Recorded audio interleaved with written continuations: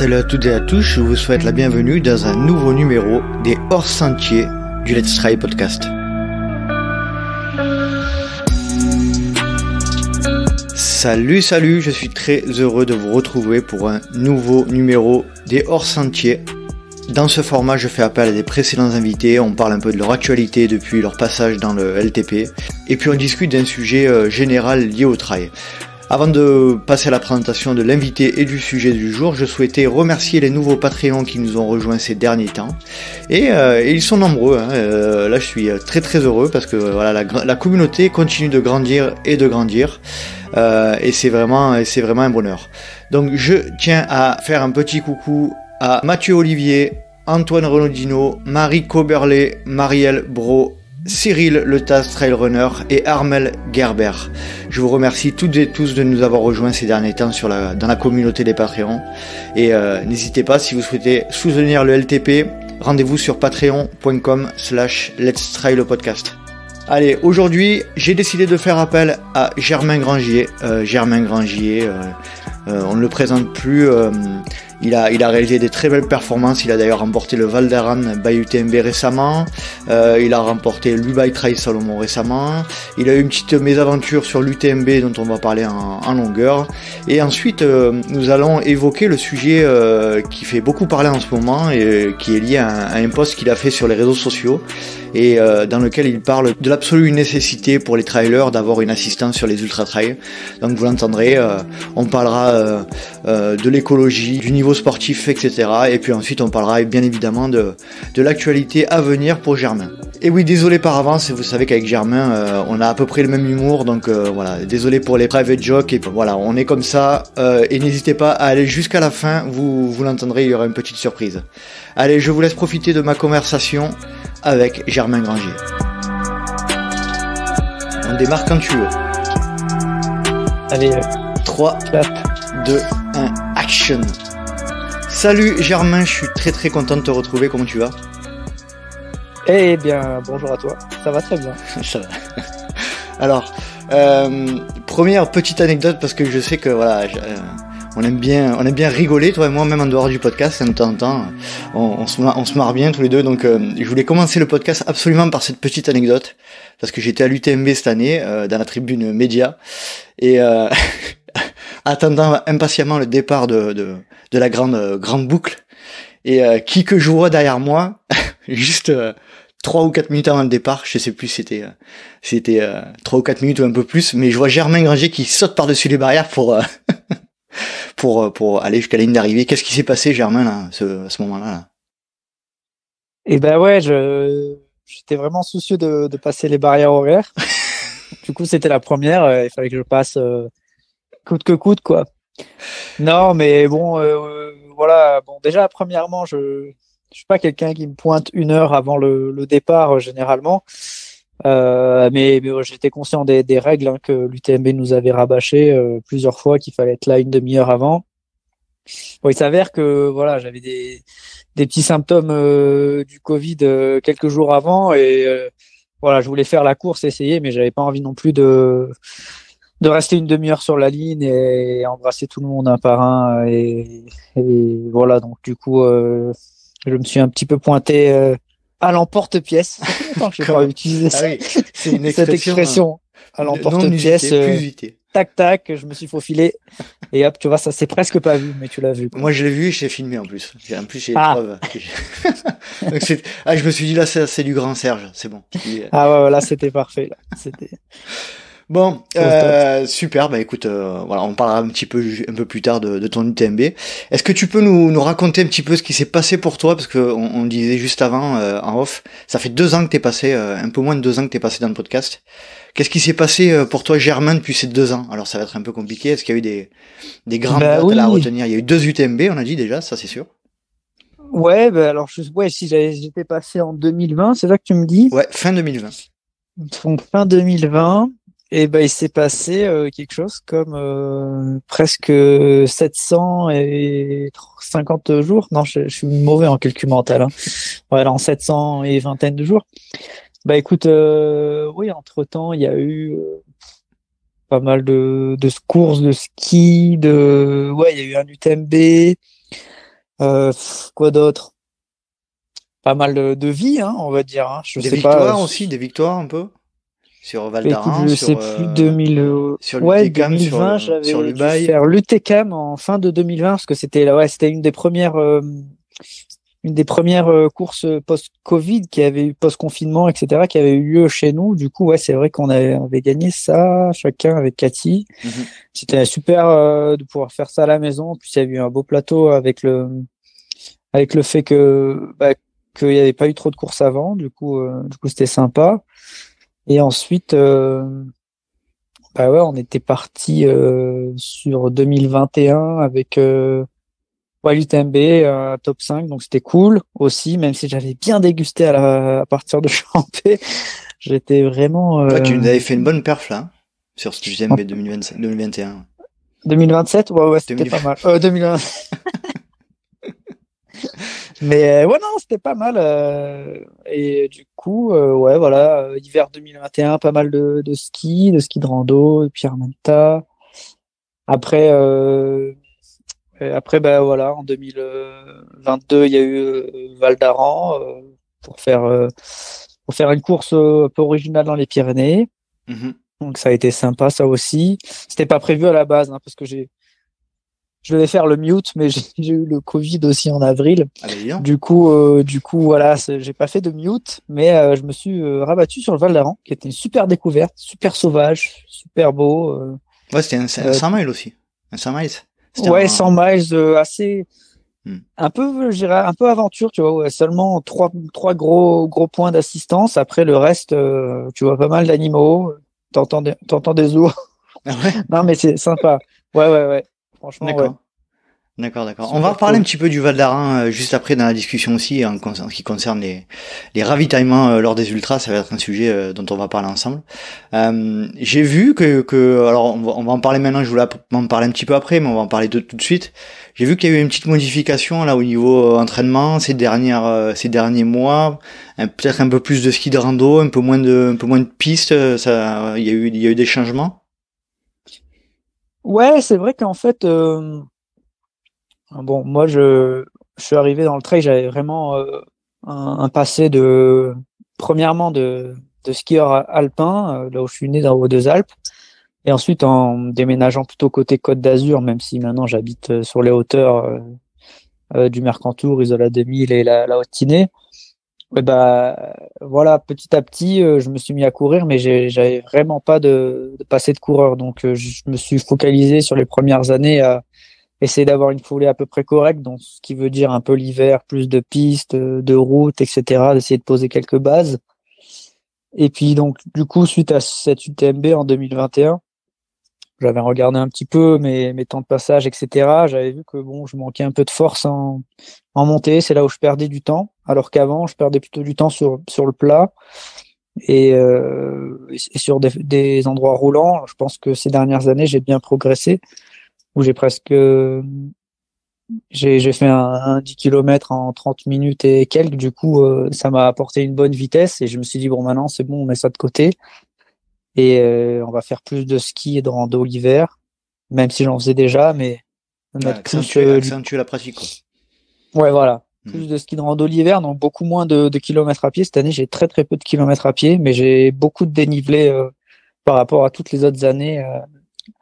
Tu vois, je vais arriver fin octobre avec un dénivelé, fin septembre avec un dénivelé que j'ai jamais eu avant. Mhm. Donc voilà, tout c'est des petites modifications. J'en ai ressenti les bénéfices au Val d'Aran. Malheureusement, ce qui m'embête un peu, c'est que j'ai pas pu vraiment jauger ça sur l'UTMB. Mhm. C'est un petit peu ce qui me chagrine le plus entre guillemets, c'est de vraiment pas. En fait, j'adore voir le résultat de ce que je fais différemment à l'entraînement. Et l'UTMB, c'est un super curseur pour ça parce que le plateau, il est monstrueux et là seulement tu peux te dire ok, ce que j'ai fait, ça vaut quelque chose quoi. Mhm. Et donc j'attendais ça avec impatience, mais bon, du coup, voilà, j'ai pas pu vraiment jauger ça. Ouais. Du coup, je vais voir ce que je peux faire d'autre pour essayer d'évaluer là où j'en suis quoi. Ouais, Mais c'est non. un choix, voilà. Ouais, c'est un Moins choix et de course à pied. c'est lié à un changement d'entraîneur aussi ou pas du tout? Non, pas du tout. Pas du tout. C'est plus moi, mon entraîneur cette année. D'accord? même si j'ai toujours travaillé avec Nico d'Organic Coach, mais cette année j'ai un peu plus construit mes plannings et mes cycles moi-même. Même si ces 2-3 dernières années, on était vraiment sur une relation à 50-50 avec Nico, mon coach. Nico Lebrun, c'est ça? Ouais, Nico Lebrun. Salut. Salut. Où voilà, on était en super échange et pas mal de feeling. Donc là, j'avais un peu pris plus le dessus avec beaucoup plus de ski, un peu plus de musculation aussi. Là, j'ai un petit peu introduit cette notion-là. Et voilà, donc ouais, voilà, j'ai pas trop eu de retour en compétition sur ce qui s'est passé sur un ultra. Ouais, t'as pas pu le tester vraiment en conditions même optimales. si la forme était là vraiment avant l'UTMB et tout cet été, mais voilà, comme tu dis, la compétition reste la compétition et c'est un bon moyen de pouvoir jauger où tu en es, quoi. Juste avant de partir sur l'UTMB 2022, je sais pas si t'as écouté l'épisode avec Jean-Louis Ball que j'ai effectué récemment, où on parle un peu de toi d'ailleurs, dans une partie de l'épisode et où le grand sujet, ça rejoint un petit peu ce que tu dis, c'est-à-dire pour lui, je vais pas te présenter Jean-Louis Ball, pour lui travailler l'endurance de force c'est la priorité en ultra et travailler la vitesse par des séances de VMA sur piste a un intérêt relativement limité. Et ce que tu dis, c'est que t'as pas pu percevoir cette amélioration-là. Tu es persuadé de ça, toi aussi? Tu penses que la priorité avant tout, c'est travailler quand même l'endurance de force? Oui, Jean-Louis Ball, c'est celui qui court à balle, là? C'est celui qui va vraiment vite? Ah, je rigole. Non, je connais Jean-Louis. Il habite en Suisse, je crois. Ouais. Non, il habite en... Ah, pas mal. Je l'ai. Et, mais il habite à Bâle, du coup. C'est ça. Bon, bref. Du coup... l'endurance de force VS l'entraînement en vitesse. Non, mais c'est vrai qu'il a raison. On en a discuté justement à la Pierre-Amenta hiver parce que Jean-Louis il est passionné de ski alpinisme. Du coup, il est souvent en mode discret sur les courses, un peu derrière des arbres ou tu vois on le voit, mais il n'est pas là. Mais enfin, il est très discret et il observe pas mal les choses. Donc oui, j'en parlais avec lui après la Pierre-Amenta parce que je devais faire le mute. Et puis voilà, on discutait sur comment transférer entre le ski de rando et le trail. Et c'est là qu'il me disait, c'est vrai que pour lui, ça sert pas à grand chose d'avoir une vitesse très développée en trail, en ultra trail, bien que c'est relatif. Je pense qu'il a une vision européenne de l'ultra trail. Donc c'est clair que sur une western, si tu as une bonne vitesse et que tu arrives à la tenir longtemps, je pense que c'est très utile. Mais c'est vrai que sur un format UTMB, ça l'est moins. Mais je pense que ça l'est un peu. Mais si on devait mettre des ratios, oui, 80% d'endurance de force et 15 à 20% de vitesse, c'est bien, même pas du tout de vitesse. Si tu suis à la base, tu n'es pas très très lent, quoi. Mais oui, je pense qu'il a raison et que de toute façon, pratiquer des sports de montagne, être dans l'élément l'hiver, même toute l'année, faire de la grimpe, au niveau de la coordination musculaire, etc., c'est totalement dans le thème et t'es plus adapté à l'effort que tu vas rencontrer, quoi, en fait. Oui, exactement. Même tout ce qui est bâtonnage, etc. Il y a des parallèles qui sont beaucoup plus prononcés que faire de la VMA sur piste et aller courir avec un sac, une frontale et des bâtons de la nuit, quoi.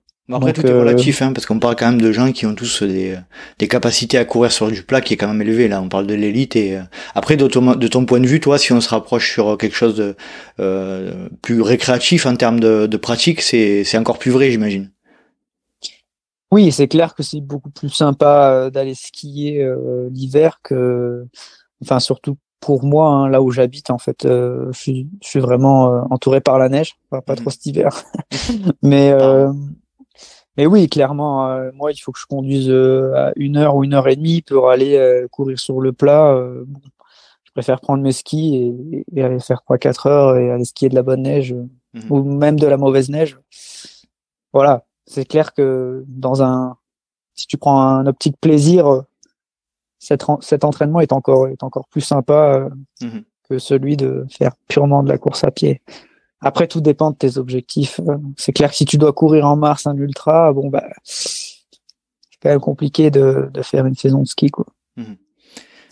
Très bien, on va parler un petit peu de ton UTMB 2022. Donc tu le disais, il y a eu des soucis a priori avec une contamination Covid. D'ailleurs, il me semble avoir entendu dire Katie que dans un autre podcast américain que elle a été obligée de changer de maison quelques jours avant l'épreuve. Est-ce que tu peux nous parler un petit peu de toutes ces problématiques que vous avez rencontrées là?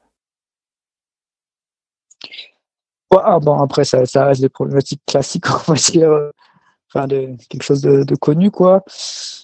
Et ben, en fait, ouais, il y a mon coach qui revenait en fait, il travaille pour le Xterra, il revenait d'un autre événement en Tchéquie. Et, euh, et donc, voilà, en début de semaine, on s'est retrouvé sur Chamonix dans notre grande maison qu'on avait louée. Et voilà, le lundi après-midi, non, mardi matin ou lundi après-midi, je sais plus, il a eu un appel d'un gars de son équipe, comme quoi il avait été positif au Covid directement en rentrant. Donc Nico avait eu un petit peu des micro-symptômes, mais il pensait qu'il avait chaud à Chamonix et qu'il avait eu un petit peu mal à la gorge à cause de la clim dans la voiture, etc. Voilà, bon. On n'a pas fait plus attention que ça, et là c'était peut-être une erreur aussi. On a quand même pris nos distances les jours qui suivaient, et après c'est vrai que la veille, le jeudi, en allant retirer Nir Dossard, c'est là où en fait je me suis levé et j'avais un mal de gorge et je commençais à avoir des suées froides, chaudes, comme ça, tranquillement. Mmh. Donc du coup là j'ai dit à Nico, bah refais un test, parce qu'il avait fait un test entre temps, un test rapide là où il était négatif. Donc il a fait un vrai test et là il était positif. Donc à partir de ce moment-là, on a pris la décision avec Cathy de se dire bon bah ok, moi j'ai des symptômes, toi t'en as pas, autant autant optimiser la chose. Écoute, elle avait une possibilité d'avoir un logement avec son coach autre part. Du coup, elle est partie, on s'est séparés et au moins, bon bah voilà, peut-être optimiser au mieux que l'un ou l'autre soit mieux que l'un ou l'autre, voilà quoi. Mmh. Donc D'accord. ou que moi je lui refile rien quoi. Mmh. Donc voilà, moi d'ici de ce moment-là au départ, bon j'ai pas fait de test, j'avais pas envie de me miner le moral. Je me suis dit ok, bon ben voilà, j'ai continué à avoir ces symptômes-là et puis j'ai pas très bien dormi, j'avais très chaud.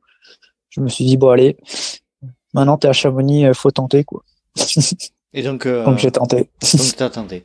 Et comment se passe le début de course? Quelles sont tes sensations? J'imagine que ça a dû être compliqué. Bah étonnamment la première heure c'était assez bien. Ouais, peut-être un petit peu dans l'euphorie et tout, ça allait. Mais dans la première descente sur Saint-Gervais, même si les jambes allaient bien, j'avais vraiment mal à la tête en fait. Chaque fois que je faisais une foulée, j'avais un petit peu le cerveau qui résonnait dans la tête. Je dis, oh. Pourtant, il est assez vite, mais bon, écoute, ça résonnait en descendant. Je me suis dit c'est bizarre et tout. Voilà, je continue. Et puis voilà. À partir de là, ça a commencé vraiment à aller en s'augmentant jusqu'à vraiment être très pénible, notamment dans les descentes. C'était ouais, vraiment ce système de foulée avec un choc qui me faisait vraiment mal à la tête. Et puis après, ouais, après, là, on est rentré dans la nuit et là, un coup, je me pelais, un coup, j'avais froid. Tout le monde me passait en t-shirt. Moi, je comprenais pas. Et donc, ouais, j'ai un peu eu tout. Après, la gorge est venue s'ajouter. Moi, j'étais vraiment KO, quoi. KO ouais, vraiment malade, en fait, quoi. Hmm. Point. Et c'est à Courmayeur que tu décides que voilà que c'est trop. Moi j'y étais, je t'ai vu pas bien. C'est à ce moment-là que tu décides d'arrêter. Ouais, alors après, c'est un peu frustrant parce que les jambes vont plutôt pas trop mal, même si c'est pas dingue. Mais bon, tu vois, en ultra, c'est jamais. Ouais, t'as des moments où c'est pas dingue et puis même c'est pas dingue pendant 10 heures puis ça revient. Mais là, ouais, j'avais tous ces symptômes, tête, gorge, etc. Et je me suis dit bon, c'est pas aujourd'hui que je vais faire quelque chose de fou, tu vois, Hmm. parce que je savais que ça allait pas revenir et que je savais ce que c'était. Donc voilà, je me suis dit bon, je suis 12e à Courmayeur, c'est pas aujourd'hui que je vais faire quelque chose de dingue. Est-ce que c'est pas plus judicieux de s'arrêter là pour essayer de faire quelque chose de mieux dans un mois, dans 2 mois Donc voilà, ça a été un petit peu le discours dans ma tête. Et puis au-delà de ça, j'aime pas du tout faire des courses en étant malade. Je sais pas du tout comment ça allait évoluer, si ça allait me tomber sur les bronches, comment, si j'allais finir, comment j'allais finir, tu vois. Si c'est pour mettre 2 mois pour m'en remettre. Et puis c'est complètement contre ma nature de faire du sport malade, semi-fiévreux, quoi. Du coup, voilà, je suis rentré, je suis allé faire mon test le lendemain pour m'assurer que c'était bien ça. Donc c'était bien ça. Et du coup, voilà, bon, c'est très dur à encaisser, hein, mais bon, c'est comme ça. D'accord.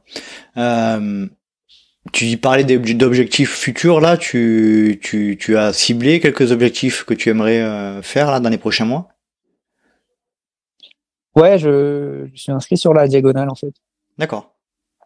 C'est Voilà. c'est une sacrée nouvelle ça que tu me donnes là. Tu l'as publié, tu l'as partagé déjà ou j'en ai la. Non, non, non, c'est pas partagé, Ah. mais mais c'était aussi dans un coin de ma tête quand j'ai pris ma décision. Je me suis dit bon ben voilà, c'est vrai qu'après il y a toujours des différentes façons de courir l'UTMB quand entre guillemets t'as déjà fait 5e et que tu voilà, t'es là pour essayer de faire quelque chose de mieux. Tu vois que t'es malade, tu vois que bon bah ça va pas forcément être le meilleur jour de ta vie, etc. Je me dis que bon, j'aurais peut-être de meilleures chances plus tard et qu'il faut aussi respecter son corps. Que voilà, je me tentais pas d'encore courir 12 heures, 13 heures dans cet état-là, malade. Du coup, je me suis dit bon, allez clignotant. Et le lendemain matin, voilà, je me suis quasiment inscrit à la DEG. D'accord. T'avais déjà abandonné, Germain, ou pas? L'UTMB? Non, de manière générale? Ah ouais, ouais, de manière générale, ouais, il y a quelques fois où j'ai dû abandonner. Bon, alors, souvent quand j'ai abandonné, c'était parce que ouais, je suis monté petit à petit en distance et au début, je faisais des petites distances et j'ai abandonné, on va dire, sur des écoles de distance où je m'étais aligné sur des distances que je connaissais pas du tout, où j'avais pas du tout l'entraînement pour. Mais là, ouais, je dois abandonner pour sur un truc de comme ça d'être malade dans les courses. Non, C'est la c'est première la fois. première fois et puis c'est pas évident à prendre comme décision. Donc c'est vrai que j'ai mis un bout de temps pour m'en remettre, quoi. J'imagine que c'était plus sage de prendre cette décision-là. Et puis après, tu avais peut-être aussi cette idée de t'inscrire sur la Diag quasiment immédiatement, quoi. J'imagine aussi. Ouais, alors ça, c'était pas à 100% dans ma tête, mais le truc qui me préoccupait un peu plus, c'était de pas avoir un truc qui me mette à l'arrêt pendant longtemps et qui me gêne dans la poitrine, etc. Parce que je me sentais vraiment fiévreux avec ces suées. Et donc, c'est pas terrible de courir avec de la fièvre. Mais bon, je me suis dit que j'allais quand même essayer.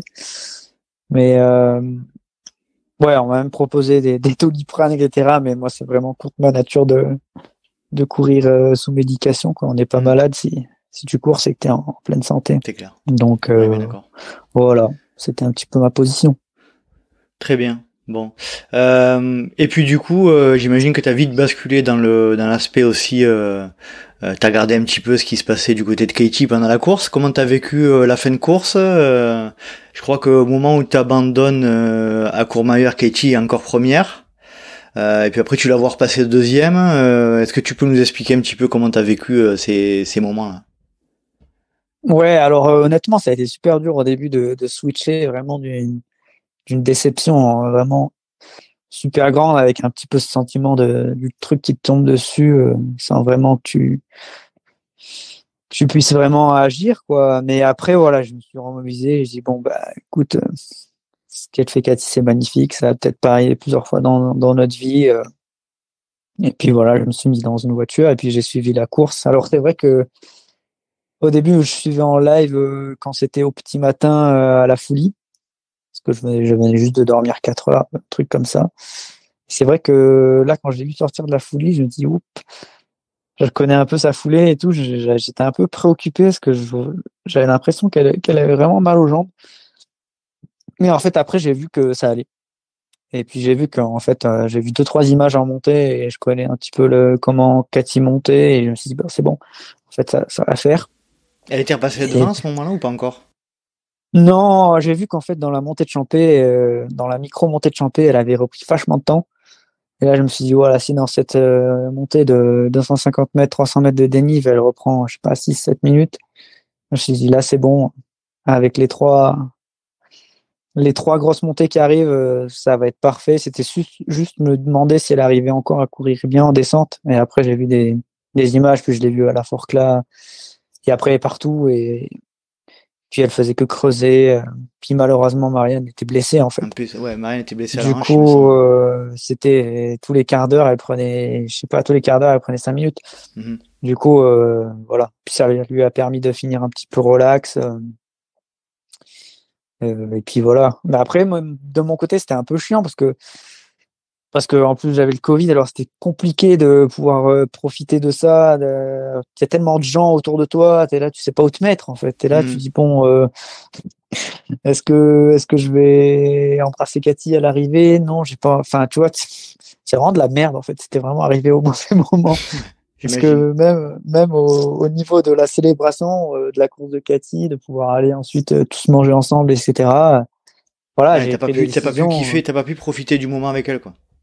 Pas trop. Bah non, parce que le midi et le soir, il y avait des repas tous ensemble avec nos sponsors et tout. Et puis voilà, d'un point de vue éthique, j'avais rien à faire là et j'allais pas aller dans un restaurant pour me mettre à manger dans les toilettes, quoi. Mhm. Du coup, voilà, moi, je restais tout seul et j'attendais que ça passe, quoi. Du coup, c'était un peu compliqué. C'était dur à apprécier, quoi. Ouais, j'imagine. Là, du coup, avec un peu de recul là, sur ça, bon, j'ai bien compris que sur le moment, c'était pas évident parce qu'il y avait plein de paramètres un peu négatifs. Mais avec le recul, là, tu t'es rendu compte un peu de ce qu'a fait Katie. Tu t'y attendais, tu le pressentais ou c'est quoi le sentiment là aujourd'hui? Franchement, ouais, je m'attendais vraiment à ce qu'elle fasse quelque chose, même si on n'en parlait pas. Je voyais qu'elle était en forme. Elle avait beaucoup plus confiance que les années précédentes. Euh, Franchement, je m'attendais à ce qu'elle fasse quelque chose de bien. Et étant donné aussi qu'il y avait moins de filles qui pouvaient lui mettre un peu de pression au départ, et ben, c'est vraiment ce qui lui a aussi permis de partir autant relâché et il a fait sa course comme il fallait le faire avec un super temps à la fin. Donc, mais je le sentais bien, ouais, franchement, ouais. Bon. Et elle se sent comment aujourd'hui? J'ai écouté, comme je te disais tout à l'heure, sur un podcast de Dylan Bowman. J'ai l'impression elle est consciente de ce qu'elle a fait, elle poursuit la tradition des victoires des Américaines enfin, elle est franco-américaine. Elle est américaine ou franco-américaine aujourd'hui? Juste américaine. Elle a pas encore une nationalité française, la double Non, nationalité. D'accord. non, Elle, non. elle Ça poursuit. m'intéresse pas, hein. D'accord. Elle poursuit Non, un je peu la rigole. tradition et comment elle est aujourd'hui, comment est-ce qu'elle a pris conscience de ce qu'elle a fait, comment tu la sens? Ouais, je pense qu'elle a pris conscience de ce qu'elle a fait. Après, elle reste la même personne, ce qui est super cool. Enfin, voilà, faut pas non plus se sentir pousser des ailes. Donc, non, c'est top. Elle a pris conscience. C'est quelqu'un qui aime le sport pour le sport, comme nous. Enfin, on est tous les deux passionnés de sport, d'entraînement, de performance et le reste, bon, bah, on le fait parce qu'il faut le faire, mais notre moteur premier au quotidien, Ouais, vous aimez ce que c'est vous voilà, faites, quoi. c'est le sport passion, la montagne et voilà, ça change pas. Bien sûr, elle a pris conscience de ce qu'elle a fait, c'est super. Je pense que voilà, elle a mis plusieurs années à faire ce qu'elle a fait en 23 heures et quelques, mais et c'est top quoi. Cool. Bravo, bah tu lui adresseras, on lui adresse toutes nos félicitations par ce podcast. Du coup, ça en est où l'apprentissage du français? Ça avance ou pas? Ouais, franchement, ouais, ça Ouais. aussi, ça avance. Il y a des petits caps qui sont passés jour après jour, donc non, c'est de mieux en mieux. Bon, parfait, parfait. J'aimerais, Germain, alors aujourd'hui c'est un petit peu moins rigolo que la première fois où on avait échangé. Ouais, Mais bon, je c'est bien m'ennuie, quand même ouais. aussi. Que tu disais quoi? Je m'ennuie, ouais, c'est Ah vrai. mince. Allez, salut. Allez, on va parler un petit peu sérieusement encore. T'as fait un post qui a fait beaucoup réagir sur les réseaux là. Je vais commencer un peu à le lire. Je vais pas le lire en entier. Pour ceux qui savent pas, tu as écrit assistance en ultra, en avons-nous vraiment besoin? Préparer, organiser nos affaires pour notre assistance en ultra est un cauchemar logistique et organisationnel. Voiture, boisson, nourriture, chaussures de rechange, veste, lampe frontale, et s'il fait très froid, et s'il fait très chaud, gants, etc., etc. Je vais pas continuer le post, mais en gros Ouais, t'as raison, c'est chiant. T'as vu, je me suis arrêté. C'était avant tout ton poste, je pense, ça servait à faire réagir un petit peu la communauté aussi du trail, peut-être. Et puis t'es connu pour être quelqu'un qui dit ce qu'il pense, donc ça c'est cool. C'était quoi quel était l'objectif premier de ce poste-là? C'était suite à quelque chose que t'as constaté sur l'UTMB, c'est quelque chose que tu mûrissais depuis longtemps. En gros, tu expliques que l'assistance en ultra trail, et surtout pour les élites, ouais, ça a peut-être tendance aussi à faire en sorte qu'il y ait pas à déniveler, mais à fausser un peu la donne. C'est ça que tu as voulu dire?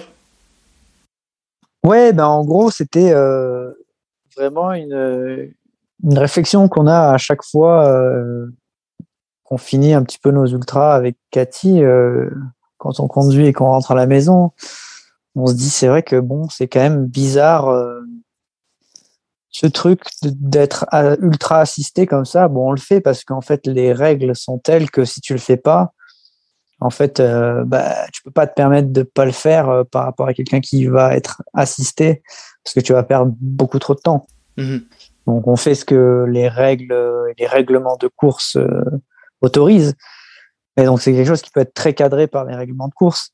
Mais ouais, la philosophie, c'était ça. C'était en fait se dire que, en fait, quand je vais en montagne tous les jours, en fait, personne porte mon sac ou personne est là pour me donner à manger, personne est là pour me dire, hey, vas-y, il fait froid, mets ta veste.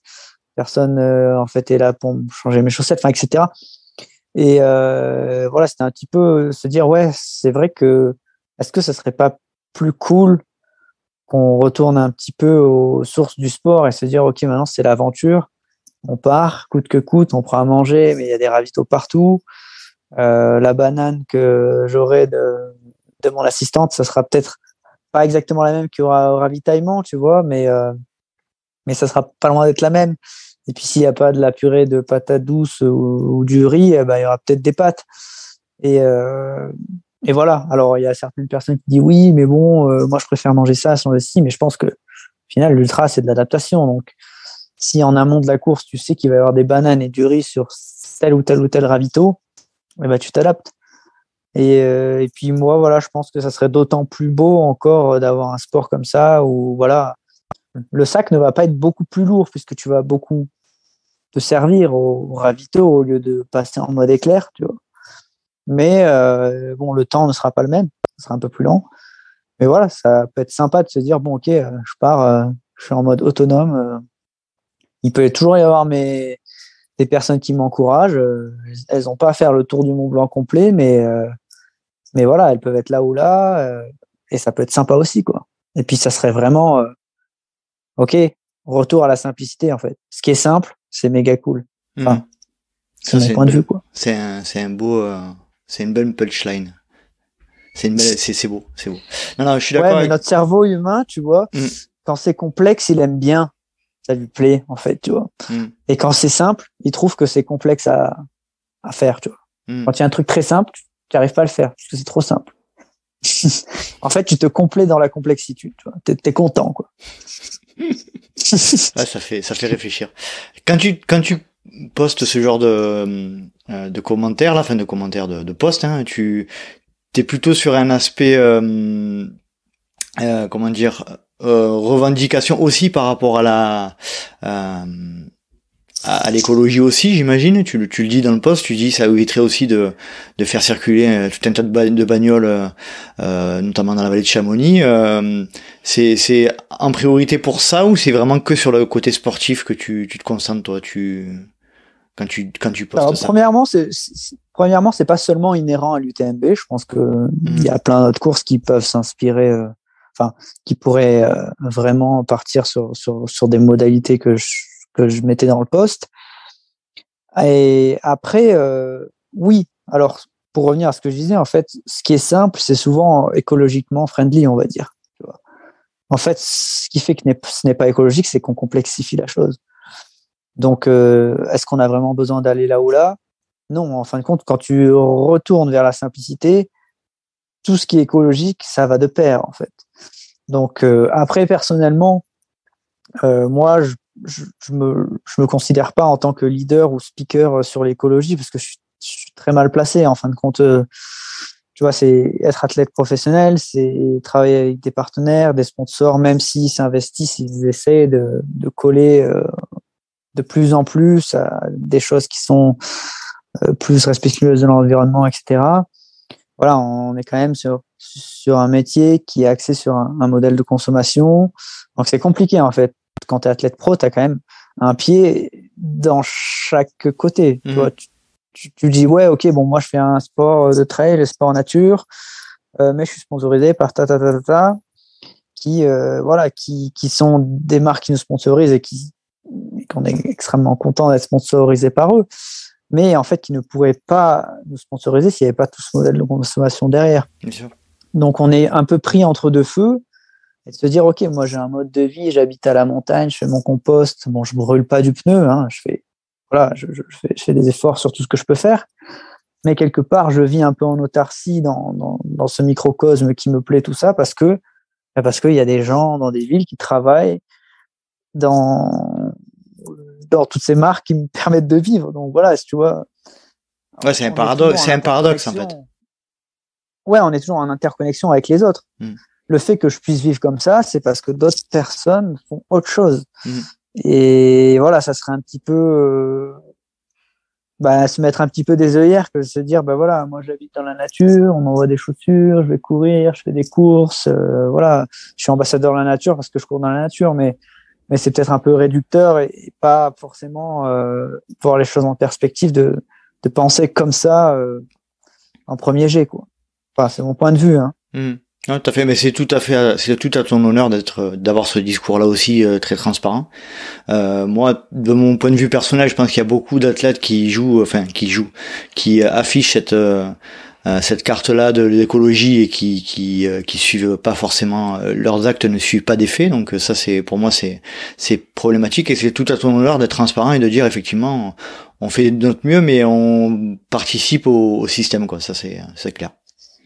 Oui, pour l'instant, si tu veux, on est un petit peu les dernières pièces du système. Alors même si voilà, on revendique, on essaie de faire des choses dans notre mode de vie au quotidien, voilà, on vit de pas grand chose, on est à la montagne, on fait attention à ce qu'on mange, à ce qu'on consomme, en termes d'énergie, etc. Mais voilà, ça c'est pour moi le b.a.-ba de ce que tout le monde devrait faire. Mais voilà, en plus de ça, j'ai un peu de mal à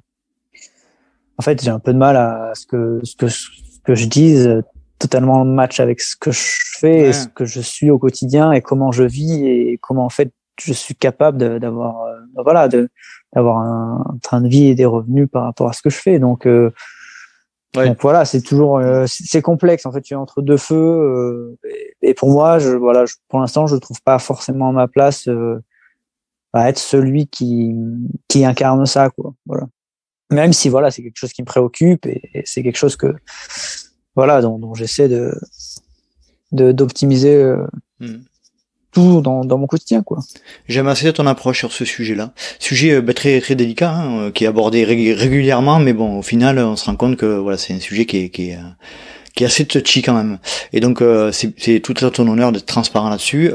Sur le côté plutôt sportif de ce que tu as posté, c'est de quel point de vue tu penses que ça peut niveler les valeurs?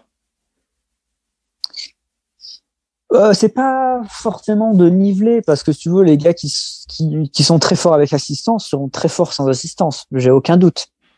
Donc c'est pas ce poste, il n'était pas par rapport à dire bon lui il est très fort en assistance, c'est pas normal, tout le monde sans assistance. C'est pas du tout ça d'origine première du poste, en fait. C'est de se dire, OK, maintenant, en fait, on est des grands gars. Voilà pourquoi les gars qui font l'UTMB avec leur drop bag à Courmayeur, hein, on passe, hein, quand on court, on voit tous les drop bags, et nous, en fait, on n'en a pas. Donc, voilà. Et puis aussi de se dire, OK, le gars qui voyage, qui a pas forcément tout ce staff autour de lui, bon, bah, en fait, il arrive et il est dans les mêmes conditions que tout le monde. Puis voilà, ça serait de se dire, OK, ben, on part tous pour faire au final la même aventure, parce qu'au final, on fait pas du tout la même course. Quelqu'un qui a son assistance là, et quelqu'un qui fait l'UTMB tout seul, pour moi, c'est pas la même course du tout, quoi. Tu fais pas du tout la même course. Du moment que tu as plus 1 kilo ou plus 1,5 kg dans le dos, t'es dans une autre catégorie, comme en VTT, ou tu vois. Donc, voilà, le but, c'était pas forcément d'un aspect performance ou quoi que ce soit, c'était juste se dire, OK, en fait, est-ce qu'on serait pas enfin en train de faire un truc un petit peu trop compliqué, genre avec des voitures là, une voiture, si l'autre il a crevé son pneu, les timings qui sont super durs à respecter, et voilà, aussi respecter ce qu'a fait l'UTMB. Ils se sont dit cette année, bon, OK, on va mettre des bus. Bon, ils sont un peu plantés sur le nombre de places qu'il devrait y avoir, etc. Bon, c'est une première année, mais à la base, c'est une super idée. Fermer des routes, mettre des bus, c'est une super idée. Faudrait juste que quand tu t'inscrives, si assistance y a, il faut toujours qu'il y ait une place pour ton assistant. Sinon, ça fait pas sens. Mais c'est une super initiative. Et c'était juste un petit peu raté cette année parce qu'en fait, ils se sont fait submerger par des gens qui ont acheté des places, mais qui étaient ni assistants, qui étaient plutôt spectateurs. Donc, voilà, c'est pour aller dans ce sens-là et de se dire, OK, bon, en fait, vas-y, on fait des trucs simples, comme si je pars, faire une boucle et bah, je m'arrête dans un refuge, je mange une tarte et je pars. Bah, là, c'est pareil, je m'arrête au ravito, je mange un truc et je pars, et puis je gère mon truc tout seul. Et puis c'est aussi intéressant de se dire, ce serait une autre approche, tu vois, tu dois arriver lucide au ravitaillement, parce que là, il y a personne qui va te mettre tes flasques dans les trous des flasques, il y a personne qui va te changer ta casquette, etc. Même si la course, en tant que telle, pour un aspect pure performance, pour péter des temps, etc., avec l'assistance, c'est vrai que ça a aussi un charme. Mais de nos jours, est-ce que c'est vraiment nécessaire, surtout dans nos sports et les valeurs qu'il y a avec notre sport, la simplicité, etc., quoi. Ouais. Ouais, je comprends assez ton point de vue. Donc toi, l'idée, ce serait quand même peut-être d'avoir un système où parce qu'en fait, le truc qu'il y a, c'est qu'il y a eu beaucoup de commentaires sur ton post en parlant. Les gens disaient ouais, mais ça concerne, en gros, ton post ne concerne que les élites ou les gars qui sont devant. Moi, de mon point de vue, c'est pas forcément vrai, parce qu'il y a aussi beaucoup de non-élites qui ont de l'assistance. Toi, tu penses qu'il y a vraiment deux mondes, que ton poste concernerait uniquement que les élites, ou aussi le coureur plus récréatif? Non, justement, c'est pour que mon poste, pour que les élites redescendent sur le même piédestal que tout le monde, que en fait que on s'efforce à prendre tous le départ sur la même ligne. Donc pourquoi faire différent? Voilà, c'est simple. Il y aurait des drop bags à Courmayeur, Contamine à Courmayeur et à Champé, et c'est bon, quoi. Je pense que en termes d'organisation, c'est très faisable. Et certaines courses le font. Tu vois, à la Diag, tu peux mettre plein de drop bags partout, et c'est faisable. Ça simplifierait beaucoup de choses. Après, ouais, voilà, c'était plutôt un poste général. Pour moi, il n'y a pas de scission entre les élites et le reste de la course. Justement, c'est pour qu'en fait, on fasse tous pareil. Et puis, ça pourrait être marrant qu'un gars, il arrive dans Courmayeur, il est un petit peu HS, il va chercher son drop bag, tu vois, là, voilà, ça peut être marrant. Après, c'est un autre style, voilà. Ouais. Pour moi, c'est plus là l'aspect nature et simple de la pratique de ce sport. Du coup, je pensais que c'était sympa de voir ce que les gens pensaient de ça, quoi. Après, il y a eu pas mal de gens qui disaient ouais. Ça a bien fait réagir. Hein. Ouais, carrément. Il y a pas mal de gens qui disaient ouais, mais moi j'aime toujours avoir des gens, ça me remonte le moral, etc. Mais ça veut pas dire que les gens peuvent pas être sur le bord du chemin. Tu vois. C'est vrai que voilà, ça éviterait pas mal de va-et-vient, etc., de stationnement, de machin, de trucs. Et puis ça serait pour moi encore plus beau à voir, quoi. Il y a un autre argument qui dit certains diraient aussi que si on interdit l'assistance, il y aurait de l'assistance en dehors des zones, quoi. Tu vois, il y aurait de l'assistance un peu partout, ça déplacerait un peu le problème aussi. Ouais, après, alors là, c'est un problème d'éthique, hein, j'ai envie de dire, il y en a des problèmes comme ça, hein, même avec l'assistance qu'il y a aujourd'hui, tu vois, c'est juste un problème de phase avec qui tu es toi-même et un problème d'éthique, quoi. C'est sûr que, voilà, il y a toujours des gens qui cachent des trucs dans la forêt ou qui rejoignent Jean-Michel camouflé dans la forêt pour prendre à manger, etc. Après, c'est vrai que c'est énervant, hein, sur le coup. Moi, ça m'est arrivé quelques fois, mais bon, écoute, c'est comme ça. Hein. Après, avec sa conscience. le soir, tu te regardes dans la glace et puis il y en a qui sont confortables avec ça, il y en a qui le sont pas. Moi, c'est pas du tout mon truc. Ok, bah très bien, le super intéressant en tout cas. Le sujet est vaste parce que ça parle de performance, ça parle d'écologie. Je pense que c'est intéressant que des athlètes comme toi soulèvent ce genre de sujet. Ça ouvre la discussion aussi. T'as eu des retours un peu véhéments, un peu négatifs, ou tu pensais pas que ça allait avoir ce retentissement-là? Non, il n'y a pas vraiment de retour très négatif. Il y a eu quelques gens qui n'ont pas compris, en fait, qui pensaient ce que tu disais, en fait, que je disais ça parce que il y en a qui ont eu des assistances rapides, il y en a qui ont des super assistances, etc. Mais en fait, c'est pas du tout le fondement du poste. Mais sinon, non, ça a été. Bon, j'avoue qu'il y a eu vraiment beaucoup de trucs, donc j'ai pas tout lu, mais c'est vrai que ça a été plutôt bien pris et les gens, en fait, se disent qu'en fait c'est logique, quoi. Donc et puis c'est une vraie solution, tu vois. On se dit toujours ouais, alors ça, il faudrait faire ça et ça pour réduire tel impact, tel impact. Là, c'est une solution qui est, on va dire, facile à mettre en œuvre. Tout le monde repart à l'aventure. J'ai envie de dire pourquoi pas. Très bien. Pas mal, hein, cette petite punchline là comme ça. Ah ouais, mais c'est la deuxième déjà, c'est fantastique. C'est fantastique. Je savais qu'avec toi, je pouvais compter sur des punchlines de qualité. Ouais, je te fais faire des transitions faciles. Ouais, c'est easy avec toi, toujours. Ouais. Petite question, j'ai vu aussi là, tu vas me dire que je bloque sur les posts Instagram ou Facebook, mais c'était aussi intéressant. Le soir même du passage à Notre-Dame-de-la-Gorge et ce fameux tube lumineux, il y a eu un post qui est sorti et vous l'avez rebaptisé le Tomorrowland de l'UTMB. Alors Tomorrowland, pour ceux qui savent pas, c'est un festival électronique qui a lieu, je crois que c'est en Allemagne ou je sais plus trop où. Et est-ce que tu peux nous donner un petit peu ton avis sur tout ce chambardement, enfin tout ce qui a été mis en place, notamment à Notre-Dame-la-Gorge. Je rappelle, il y a eu un grand tube lumineux qui a été mis pour les coureurs et qui en a surpris plus d'un. Ouais, bon alors c'était pas moi hein, qui faisais mes trucs Instagram, hein, c'est un pote. Hein. Sinon, je me suis dit, il est quand même très très fort. Ouais, c'est clair. Et du coup, bon, c'est vrai que ça a fait un peu polémique ce truc-là. Bon, en tant que coureur, t'arrives là-dedans. Il y avait une super musique. J'ai l'impression que j'étais dans un concert de Coldplay. J'avais eu Coldplay en concert. Je me dis, tiens, c'est énorme. Ça te donne vraiment des good vibes.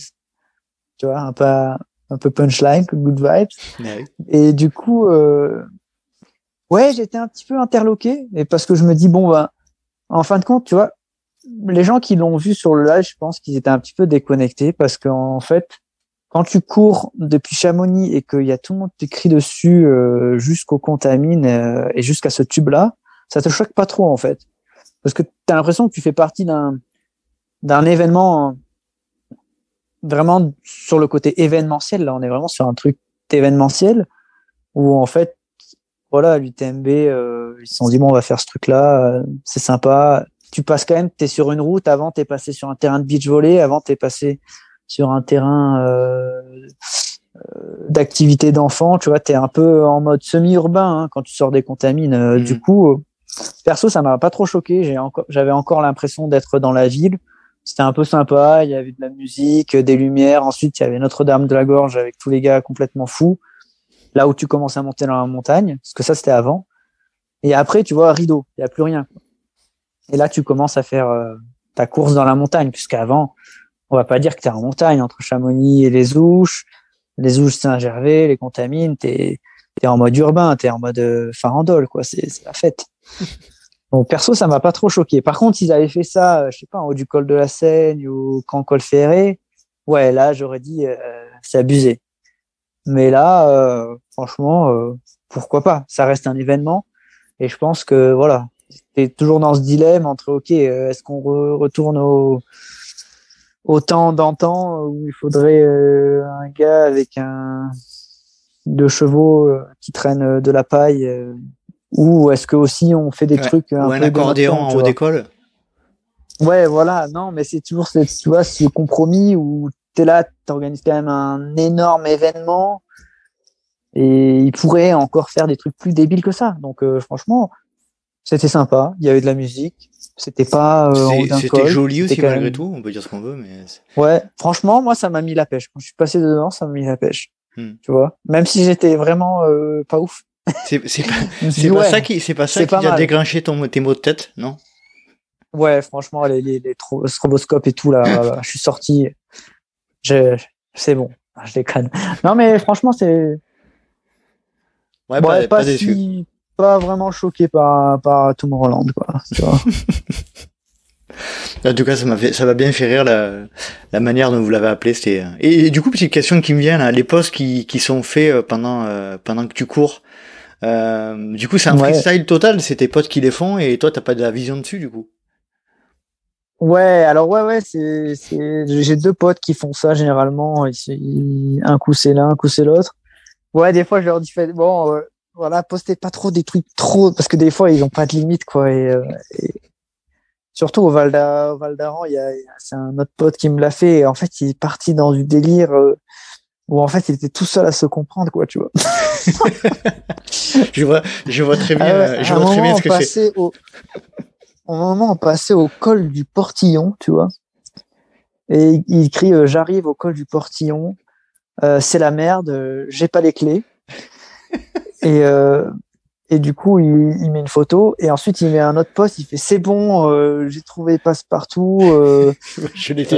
La prépa Fort Boyard, ça paye. J'ai passé le col du Portillon. Heureusement, c'est pas la prépa Koh-Lanta. Mais il était parti dans un délire. Mais et puis après, voilà, il faisait des blagues et plus personne comprenait en fait. Donc des fois, il faut quand même les rappeler à l'ordre. Mais bon, moi quand je cours, je peux pas trop les rappeler à l'ordre. Ouais, voilà. Bon, après, c'est un petit peu ta marque de fabrique. Ouais, tu sais qu'au Val d'Aran, sur l'arche d'arrivée, en fait, c'est un arche tout en LED où tu peux personnaliser le truc. Et ils ont mis Germain Grangier et en dessous, ils ont écrit Bamos Serge, tu vois. Et ça, c'est parce que le gars qui fait mon Instagram, il leur a envoyé des messages pour qu'ils écrivent ça, parce qu'ils savaient qu'ils avaient un écran LED.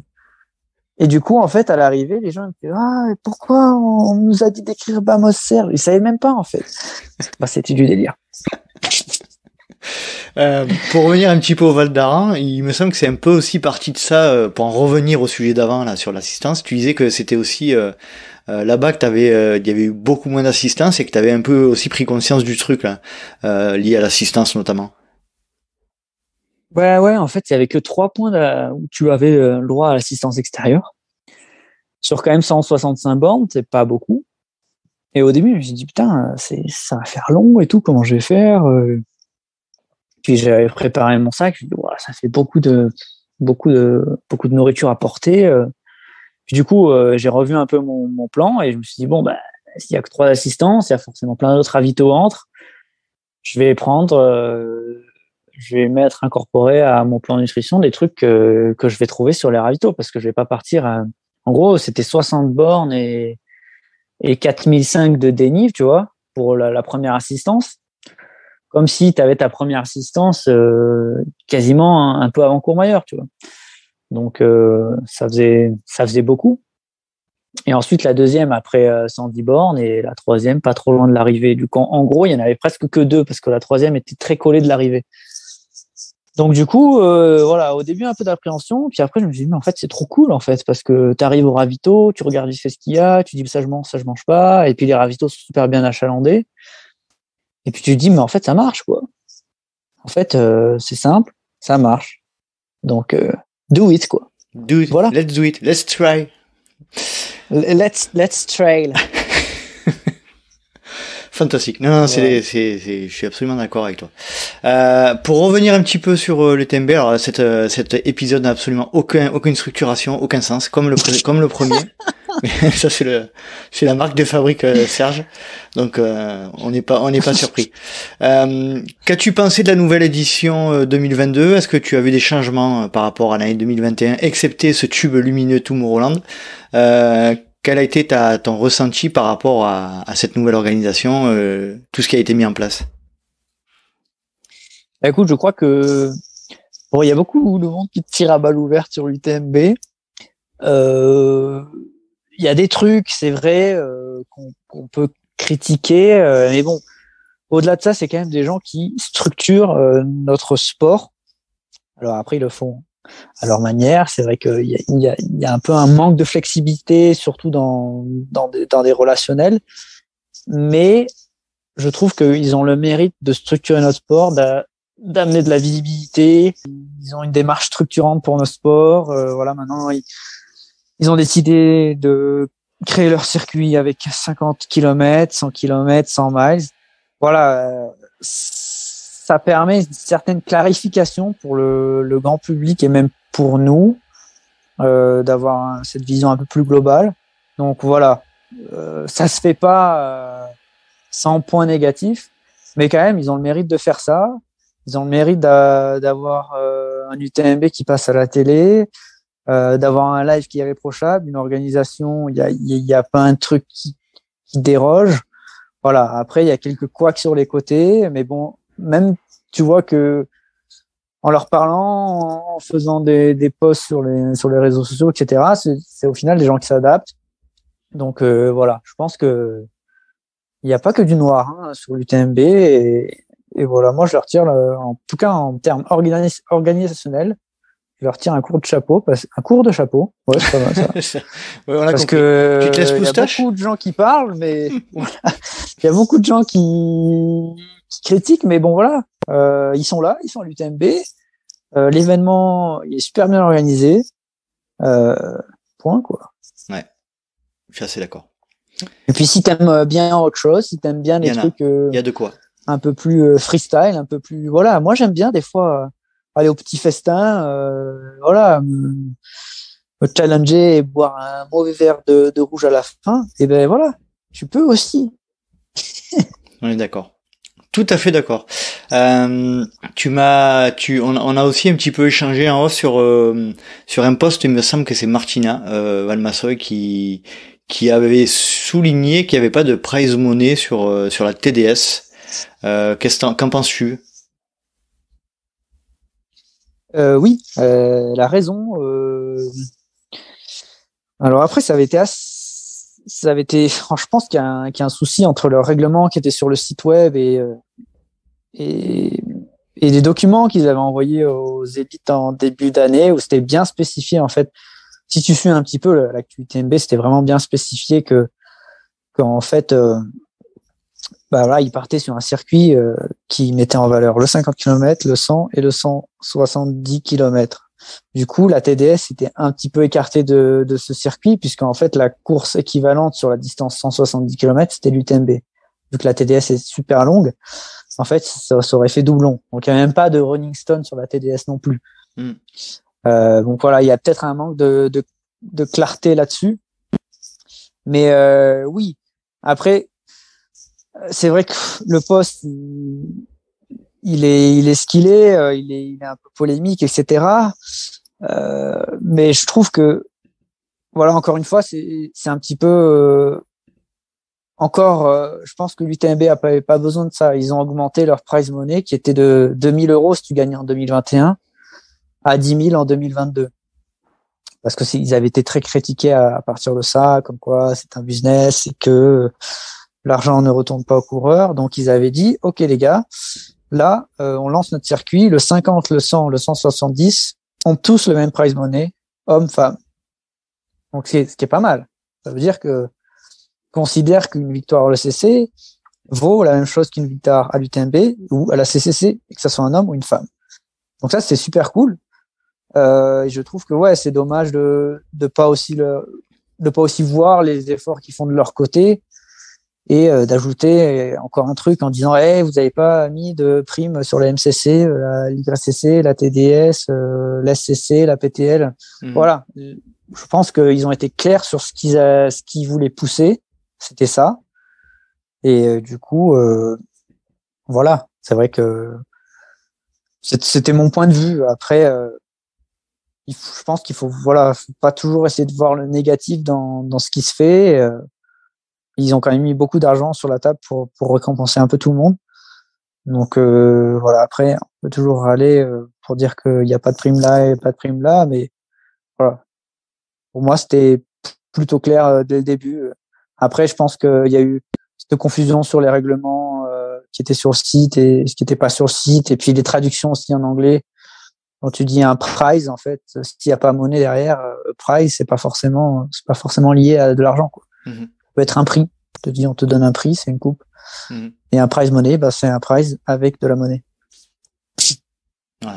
Merci. Donc, voilà. Merci, Jean. Bon. Et puis voilà, ouais, voilà. Très bien.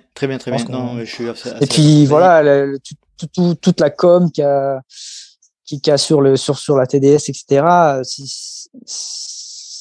Si c'est bien géré, si c'est des retombées que tu as ensuite après ça, tu vois, si tu as une TDS et que tu gères bien, tes contrats sont autres par la suite. Donc tout le monde croque un peu dans le gâteau UTMB, quoi qu'on en pense. Et voilà, il faut toujours voir la part du gâteau, la tienne et pas celle qui est à côté. C'est toujours pareil. Voilà, entre ceux qui viennent travailler ici, ceux qui finissent, qui font les belles places, ils ont des prize money, ils ont une super communication qui est liée, etc. Tu viens faire des photos sur le TMB.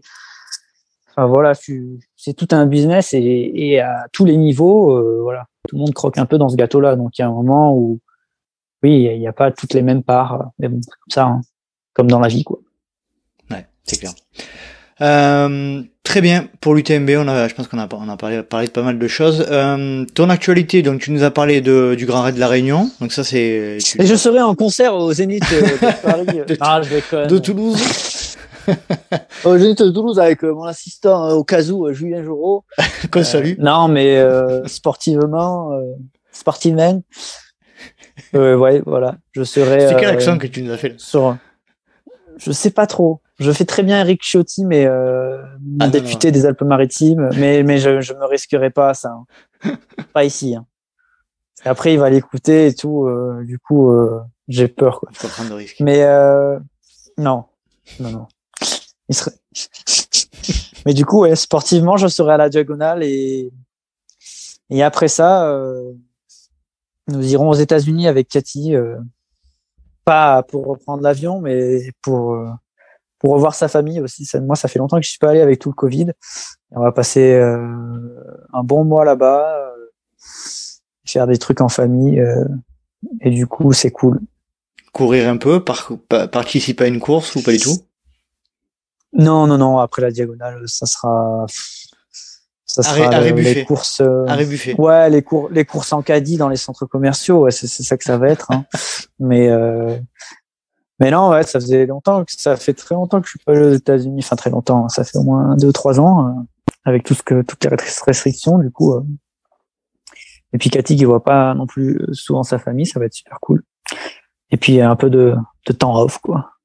Ça va faire du bien. Comment tu sens la Diag du coup, puisque je rebondis sur ton annonce là. Comment tu te sens prêt? T'as quoi en ligne de mire? J'imagine que tu y vas pas pour balader. Et prêt, oui, je me sens prêt. Le but, c'est de retrouver la forme qui était la mienne juste avant l'UTMB. Après, c'est des courses complètement différentes. Beaucoup de spécificités sur la diag, pas de bâton, un climat complètement différent, une atmosphère différente, beaucoup moins professionnelle, on va dire, que des courses UTMB où faut s'attendre à être perdu tout le temps ou avoir plein de péripéties tout le temps. Donc c'est un autre schéma mental, mais oui, j'espère utiliser toute la frustration qui a été la mienne post-UTMB pour rebondir là-bas. Et puis non, je suis clairement motivé. J'ai toujours voulu le faire. Et non, je pense que ouais, toute cette frustration, en fait, va vraiment me servir à me dépasser là-bas. Et puis ça va être magnifique. Donc non, j'ai beaucoup d'envie, beaucoup de motivation pour faire la diag. Tu l'as déjà faite ou pas? J'ai un trou là. Alors, justement, ça faisait partie de ces abandons qui étaient marrants. Ouais, on avait fait la CCC avec Cathy. C'était notre premier 100 km. J'avais fait 5e en 2018, je crois. Et juste après, on se dit, ouais, tiens, la Diagonale des Fous, ça va être trop cool. Vas-y, je m'inscris. Mais du coup, en fait, vas-y que j'avais pas du tout compris ce que c'était la Diagonale des Fous, quoi. Donc du coup, voilà, j'ai fait 120 km, j'étais complètement explosé, j'ai loupé la moitié des ravitaux, parce qu'on n'avait pas capté que toutes les routes étaient compliquées à aller, fermées. Enfin, nous, on était arrivés là-bas un peu la fleur au fusil. Et du coup, voilà, ça m'a quand même un peu servi d'expérience pour planifier un peu le début de mes entraînements vers ça. Mais non, j'ai pas fini la Diagonale des Fous, et donc déjà la finir, ça serait super cool, et la finir en bonne forme, ça serait encore mieux. Top. Bon, on te souhaite tout le meilleur pour cet événement ô combien important. Donc du coup, en plus, comme tu le disais, avec beaucoup d'envie. Est-ce que tu veux rajouter quelque chose avant qu'on se sépare, Monsieur Grangier? Écoute, j'ai malheureusement rien à ajouter. Ah bon, eh ben alors on va pas continuer pour rien. Donc en tout cas, merci beaucoup Germain. Alors je suis désolé, chères auditrices et chers auditeurs, pour les blagues que seuls nous pouvons comprendre. Mais bon, c'est l'habitude. Franchement, il y en a pas trop eu. Il y en a pas trop eu, non, c'est vrai. Non, il y a pas trop eu. Il y avait plus de blagues quand tu faisais des questions-réponses et tout. Là, je disais plein de trucs pourris. Et là, du coup, c'était des sujets sérieux. Tu vois, je vieillis et je deviens inintéressant. On devient con avec l'âge. Ah ouais, alors là, ouais, il faudrait être plus simple et tout. Ça fait plus sens. En fait, on est en quête de sens, mais on s'en fout, quoi. Hein? Vivons, merde. Cramons du gasoil. On se pose des questions. Mais non, c'est vrai quand on vieillit, on a plus de raisons, on se pose des questions, qu'est-ce que serait mieux de faire et tout. Voilà, des fois, l'insouciance de la jeunesse, c'est bien aussi. C'est bien aussi, ouais, c'est clair. Je suis tout à fait d'accord. 40 ans, moi, t'imagine 40 ans. Ah oui, aïe. 40 ans. Oh là là. C'est la chanson de Christophe Maé. Tu connais? La quarantaine. Ah oui. Tu vois, ça fait un peu con de citer Christophe Maé, mais c'est pas mal. Il dit, j'ai 2 fois la vingtaine, tu vois. Bien vu, Christophe. Tu l'écouteras, il y a plein de punchlines à des endroits, ça va te faire sourire. C'est assez doux, assez vrai, assez mélancolique, mais en même temps joyeux, tu vois. C'est vraiment une vie en une chanson. Écoute-la. Quarantaine, Christophe Maé. Allez, c'est un extrait. Allez, c'est parti. J'ai 2 fois la vingtaine. 40 ans. Je chante bien. Ah oui. Papa, tu es parti sans dire adieu. Papa, tu es parti, je tombe. Ça fait mal. Allez, venez me voir en concert bientôt au Zénith. Je le fais bien. Hein. Ah ouais. mieux qu'Eric Sautier. Franchement. Ouais. Ah, tu veux que je le fasse, Eric Sautier? Eh bien, let's try. Le podcast, c'est bientôt fini. Je vous souhaite à toutes et à toutes, de ma part ainsi que l'ensemble du département des Alpes-Maritimes, une très grande soirée en terrain maralpin, ici entre mer et montagne. À bien à vous, Eric. Voilà, tu vois, tu les as eu tu l'as eu ton moment. Je vais de me gloire. faire des potes. Hein. Ah ouais. Ah mais j'en ai plein d'autres. Hein, mais on le fera la prochaine fois. Ouais, il y a encore des épisodes à venir. Allez, J'espère. Germain, Allez, salut. t'es au top. Salut. Bye. Ciao. Tchuss. Danser dans tel virevolter, l'effet d'un corps de ballet. Papa, tu as pris la route sans dire adieu. Papa. Et voilà, cet épisode, aussi bizarre qu'il puisse paraître, est à présent terminé. C'est avec une grande tristesse que je clôture cet épisode. Et je remercie énormément Germain Grangier de nous avoir partagé aussi ouvertement toute son actualité, toutes ses façons de penser et ses imitations, surtout ses imitations. Je remercie du fond du cœur et on espère le retrouver dans les salles de concert environnantes très prochainement. Si vous souhaitez suivre le LTP sur les réseaux sociaux, rien de plus simple, rendez-vous sur Facebook ou Instagram à Let's Try Podcast. Vous pouvez également me suivre sur LinkedIn, Strava, Facebook ou Instagram à Nicolas Guilleneuf. Et si vous souhaitez aider le projet, si vous souhaitez aider le podcast, n'hésitez pas à aller mettre 5 petites étoiles sur Apple Podcast ou Spotify, ça aide le LTP à remonter dans les classements. J'espère vous retrouver pour un prochain numéro du LTP. D'ici là, n'oubliez pas, ça fait mal, mais si vous pensez que c'est impossible, faites-le pour vous prouver que vous aviez tort. Salut. Ça fait mal de vivre sans Tu m'entends, Germain? Je t'entends plus. Je sais pas si c'est une blague ou je sais jamais si c'est une blague. Allô? Je suis toujours dans le doute avec toi. Je sais pas si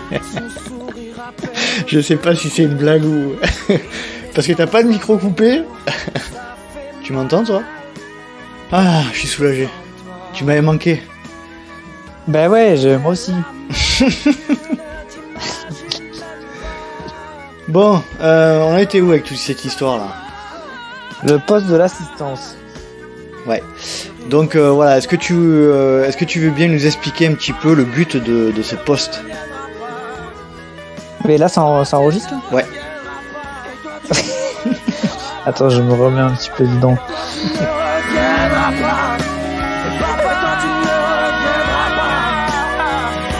Tu ne reviendras pas, non, papa.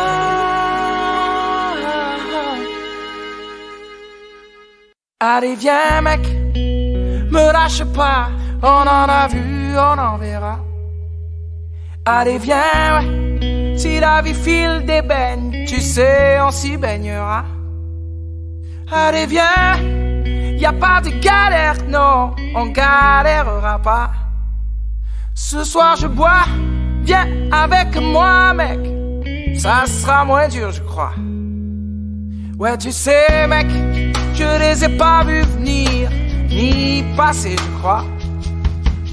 Tu sais, on a plein de souvenirs, mais pas assez, crois-moi. Ouais, tu sais, mec, de voir mes vieux vieillir, moi, je croise les doigts. Et ce soir, tu vois, ils m'ont eu, ils t'auront, tu verras. Alors je noie ma peine et ça me fait du bien. Je me retrouve en pleine moitié du chemin. Une vie à moitié pleine, mon verre à moitié plein. J'ai 2 fois la vingtaine, j'ai 40 ans demain. Oui, je noie ma peine et ça me fait du bien. Je me retrouve en pleine moitié du chemin. Une vie à moitié pleine, mon verre à moitié plein. J'ai 2 fois la vingtaine, j'ai 40 ans demain.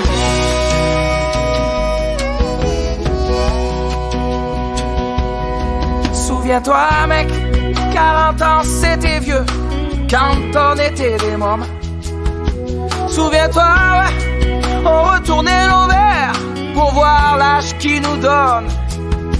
Ce soir je vide mon verre, 40 ans c'est demain, et demain c'est l'automne.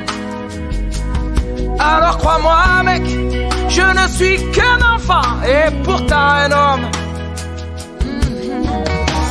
Alors je noie ma peine et ça me fait du bien. Je me retrouve en pleine moitié du chemin. Une vie à moitié pleine, mon verre à moitié plein. J'ai 2 fois la vingtaine, j'ai 40 ans demain. Oui, je noie ma peine et ça me fait du bien. Je me retrouve en pleine moitié du chemin. Une vie à moitié pleine, mon verre à moitié plein. J'ai 2 fois la vingtaine, j'ai 40 ans demain.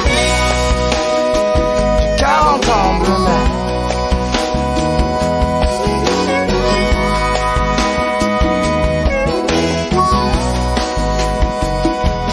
Eh bien voilà mec, avant je prenais mon temps. Ce soir c'est lui qui m'a pris. On dit que la vie nous apprend. Moi qu'est-ce qu'elle m'a appris? 2, 3 accords, pas grand chose. Surtout dire merci. Car je mène la vie qui faisait rêver le gamin que j'étais au fond de mon lit. Vas-y check mec. Ce soir je noie ma peine et ça me fait du bien. Je me retrouve en pleine moitié du chemin. Une vie à moitié pleine, mon verre à moitié plein. J'ai 2 fois la vingtaine, j'ai 40 ans demain. Et oui je noie ma peine et ça me fait du bien. Je me retrouve en pleine moitié du chemin. Une vie à moitié pleine, un demi 80. J'ai 2 fois la vingtaine, j'ai 40 ans demain.